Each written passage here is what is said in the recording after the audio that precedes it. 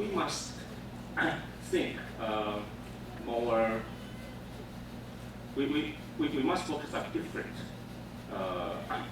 perspectives in academics, not only in academics but also in policy oriented research. Now, speaking of that Confucius Academy or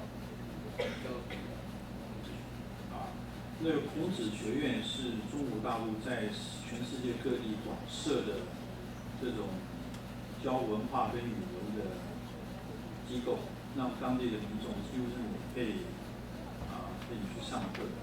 所以刚刚这个陈老师讲说，他在越南也设了一个叫做我们叫台湾话中心，台湾教育中心，教育中心，事实上是在有点像在模仿中国大陆的做法，在教我们这个正统的繁体字的华语大概是这样的一个概念。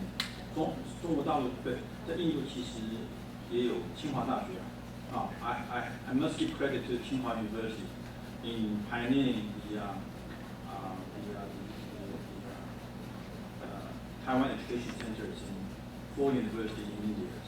Starting from about 5 years ago, a few faculty members from Tsinghua University launched the program of setting up Taiwan educational centers in 4 Indian universities. And now they have collective number of perhaps more than 200 Indian students now studying Mandarin Chinese in 4 campuses in India. So 他们还有 by the way， 这4个学院的这个老师都是从清华大学派出去的。但我了解其实他们蛮缺老师的。如果你们这个进入大学之后有意到，如果也进到清华的话，你们可以apply当这些清华大学在印度4个华语文中心的志工老师，这也是一个很好的尝试，帮清华大学打广告。谢谢。Dennis。好 ，Dennis。这个你可以讲讲。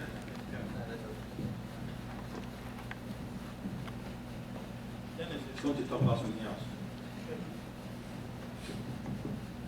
Yeah, thank you, everyone. I think Chairman Wong just said before the panel discussion, say, hey, Dennis, you are the only one animal is different in this room. Yeah, you know zoo, is it? Yeah, okay. Yeah, I'm the only one different animal here because that from our background is from the industry and the private sector. So from industry or private sector, we are not just talking about ideas.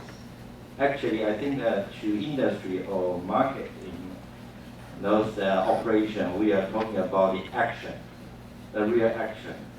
So from my point of view, I think maybe some more concrete action will be that good reference to our government. Because I have heard we have some panelists that talk about China, talk about Philippines, talk about other countries. I think I want to talk about from Taiwan standpoint of view, to see for Taiwan in Asia. So, like our friend here, Navi, right? So you talk that it's a Foxconn, one of our biggest company in Taiwan, just withdrew from India. Foxconn is also is our member in our association, from a Taipei Computer Association. From my point of view, it's an issue about action from Indian government. Because we say one thing is vision without action is merely a dream. Actually, from the new Prime Minister, Mr. Modi, took the office, he said a lot of the good policies, like manufacturing in India, making in India, digital India, and 100 smart cities to be built in India. To industry people, They are not just want to hear that. They want to see the real action, real policy to do that. So that's, I have no doubt about that information actually, because from my point of view, they don't have the concrete policy to do the implementation. So I think it's one of the things which reference to our Taiwan government as well. Like our Chairman Wong mentioned that before we always have some kind of the foreign discussion, there's old man talk to old man. So, but I want to say one thing is don't ignore the old man, because the old man is still on the position and they got the decision power. So what do we have to do is to find some way, creative way, to convince those old men to do the right decision. So I think it's a kind of the creative approach, some strategy. So our young fellow here, that's your mission in the future. So from the industry point of view, I think to Taiwan, all the companies that will think, I mean, Taiwanese company, they will think that Taiwan is the company's home. There's no doubt. But the reality is, all the companies, they are facing their challenge from overseas. So if they want to survive, they have to face the challenge, the reality. That's why you can see some businessmen, when they on a panel, they talk one thing. After go off the stage, they talk other things. So it's a reality, okay? Because they have to survive.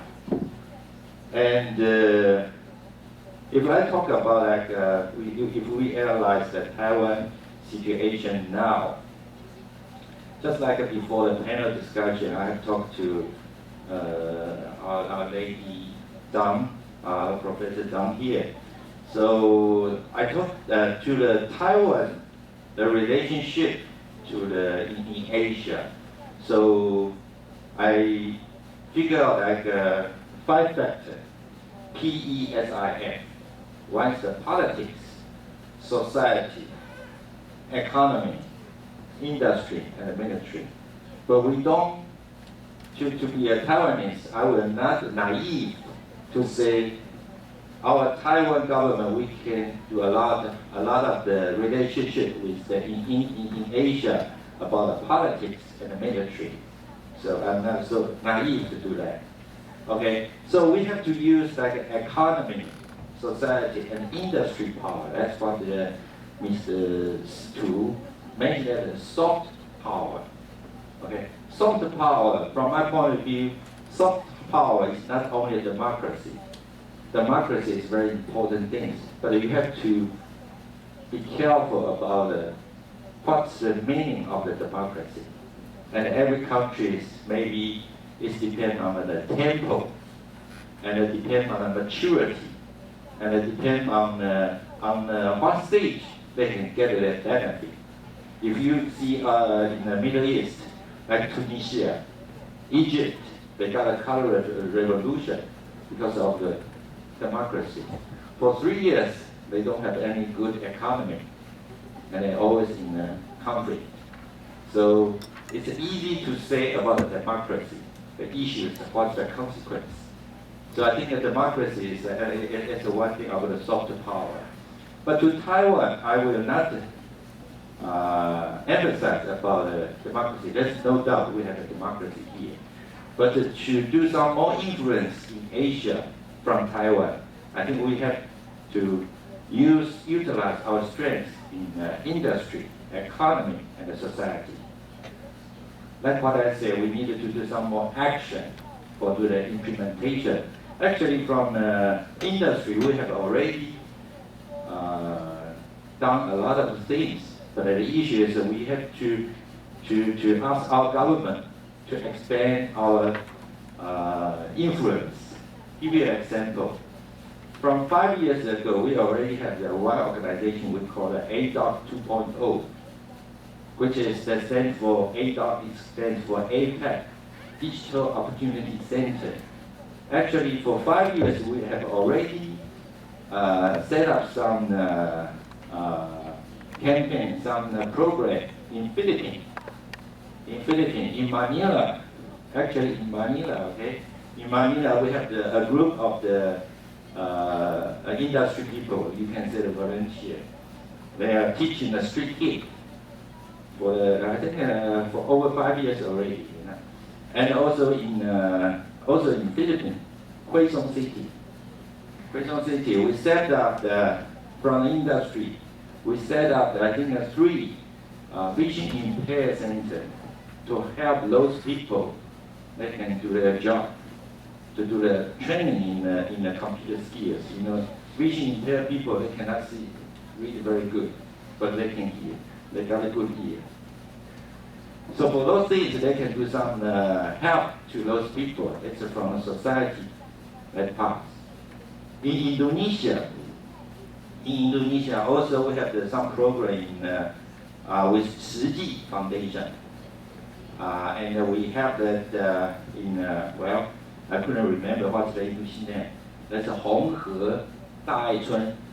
Okay, it's a kind of also that's a charity and some help assisting program for those disadvantaged people. I think also that's in Indonesia. In Myanmar, also we set up the training center with the UMFCCI. What's the UMFCCI? Union of Myanmar Federation of Chamber of Commerce and Industry. We set up a training center and we donate around 100 computers to set up a training center. And actually UMFCCI, they are one of the major associations in Myanmar. And usually their chairman will become a minister in their central government. That's why I give this example. Is that if Taiwan government, they want to establish some relationship with other countries. It's one way is you go direct. The other way is indirect.